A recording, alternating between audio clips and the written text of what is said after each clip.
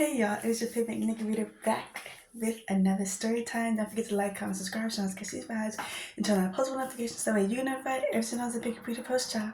That's a mouthful, kind of styles and beautiful. That's a whole nother story. Speaking of stories, let's go ahead and get to the story time.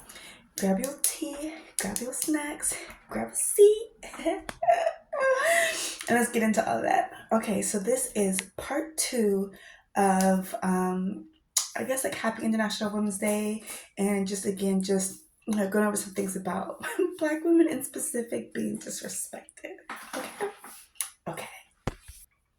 So, one of the issues that I had in the hospital, in specific, the hospital's USC hospital, was there was another woman, another Black woman next to me in the room, the same very room where so my hand and my foot was very, very sensitive to touch, and I explained that.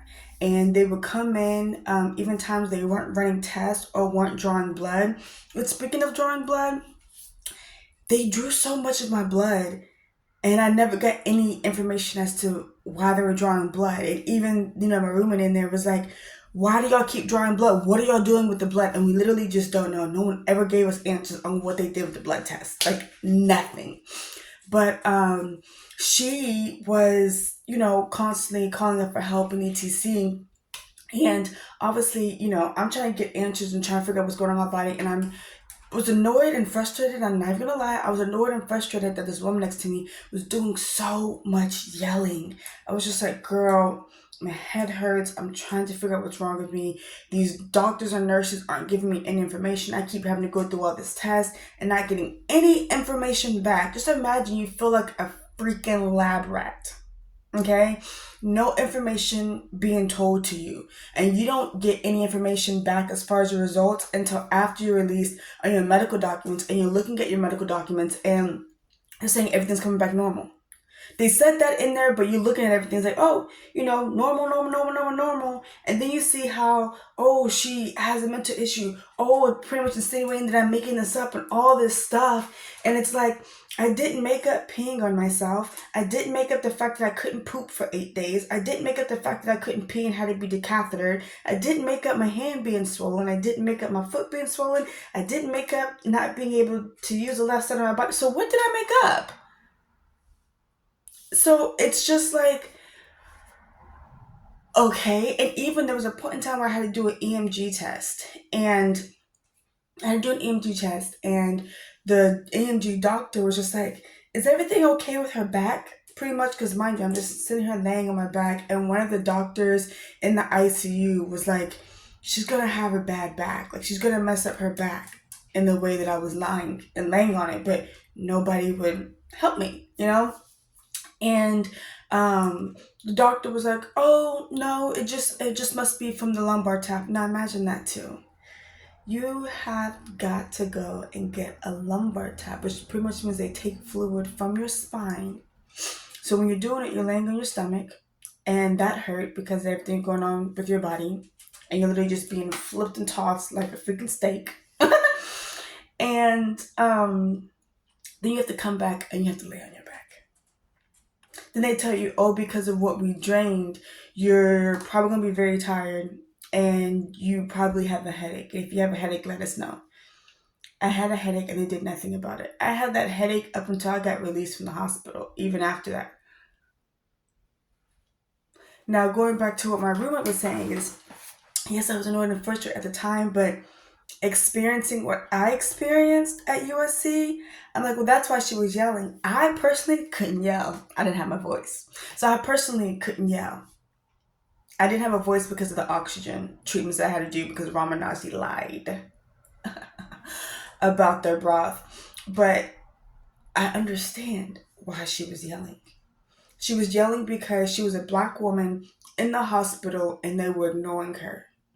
Which also means my experience and her experience isn't the first time that these employees at USC Hospital in Arcadia have presented medical negligence, especially to Black women. Because any other race that was in there, and there was a white lady in there was an Asian lady, They came in, they would bathe them without having to ask. They would do all this stuff. But the black woman in there had to ask multiple times for any type of help. So allegedly, it's seeming like they targeted black women in the lack of help. That's not okay. And that's what I mean by, the black woman being disrespected in America, or just the black woman being disrespected in general. We are in the hospital fighting for our lives, trying to figure out what's wrong. Now, it's one thing to just be admitted into the ER, okay? Have you ever been admitted into the hospital on the main level? I didn't even know there was such a thing, which means you're going to be there for an extended amount of time.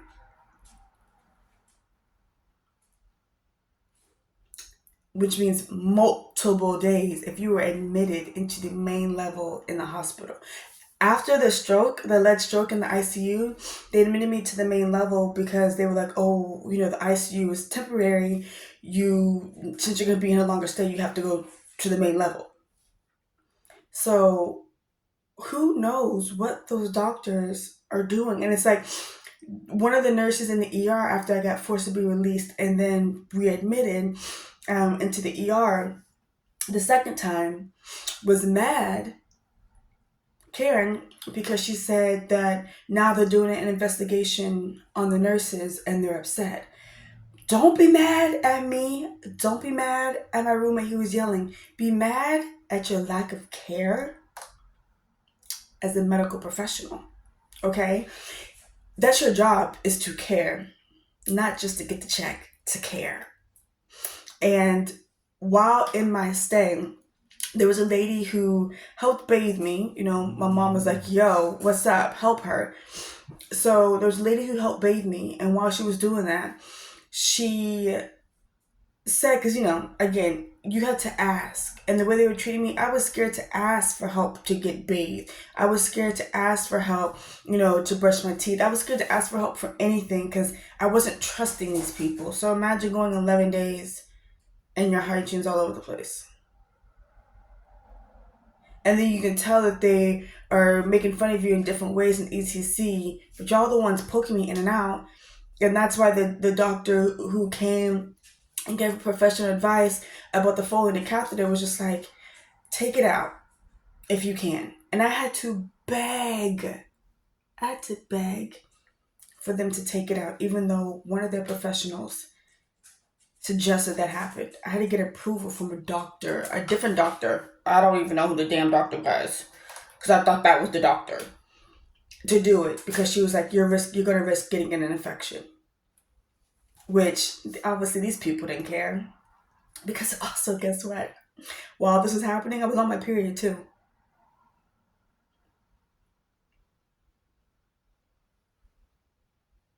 Do you know how uncomfortable that is?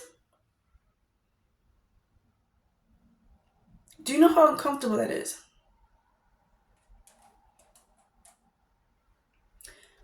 Okay, one. So, she told me, a lady that was cleaning me up, she told me, I went into this profession for the money. And then I told my sister to get into this profession for the money. So that way we could help take care of her mom. Yet the hospital keeps trying to insinuate that I'm doing anything in regards to holding these people accountable for money. When your own professionals in the hospital are saying they are only nurses for the check.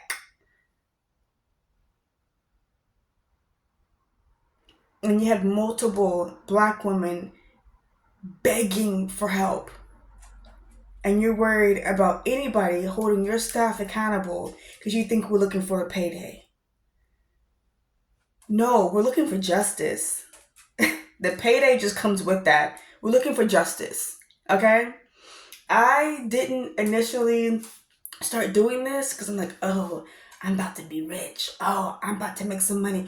No, the way they treat me and talk to me in that hospital taunts me and keeps me up at night and makes me cry. And the abuse, the The trauma of being actually assaulted, the trauma of them trying to cover up what they did and you not having any real answers from the people who caused this trauma and this pain. That is what I want. I want justice because I don't want this to happen to anybody else. I witnessed it happening to somebody before I got there. I witnessed it happening for myself. I don't want anybody else to experience that. And I said something about the sexual assault in the ICU for that exact reason. I was aware in the ICU and was still sexually assaulted. Imagine the person who's not. And you have professionals like that doing that. You know?